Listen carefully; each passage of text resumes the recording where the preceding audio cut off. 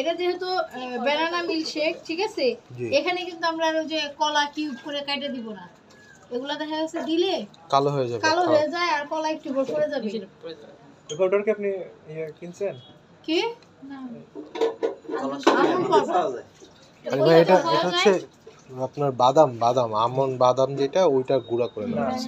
না আমি তো জানি ম্যাডাম, এটা এমনি পাউডারটাও দিতে পারো, ঠিক আছে। আবার এই যে আলমন্ডটা সারা রাত ভিজাই রেখে স্কিনটা ফেলে দিয়ে তারপর কুচি করেও দিতে পারো। চীনা বাদামের গুঁড়া এর জন্য কালার।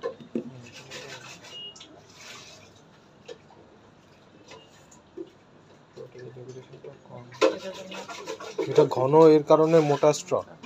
হ্যাঁ মোটা স্ট্র, কারণ এটা অনেক সময় আবার করো কি এই ইয়াটা তোমার কলাটা কিউব করে দেওয়া হয় ভিতরে দিয়ে যার কারণে এই তখন এই বড় স্ট্রগুলো লাগে। ওকে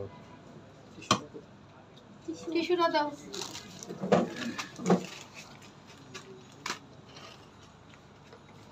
এটার মধ্যে এটা দেখ এটা দাও।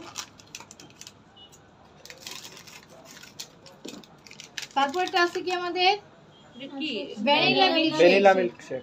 কি কেক এটা? ভ্যানিলা যে কোনো কেক। ভ্যানিলা কেক না, এটা ভ্যানিলা ওদের জন্য না, ওটা শেষ। এটা শেষ। এটা খেয়ে ফেলো।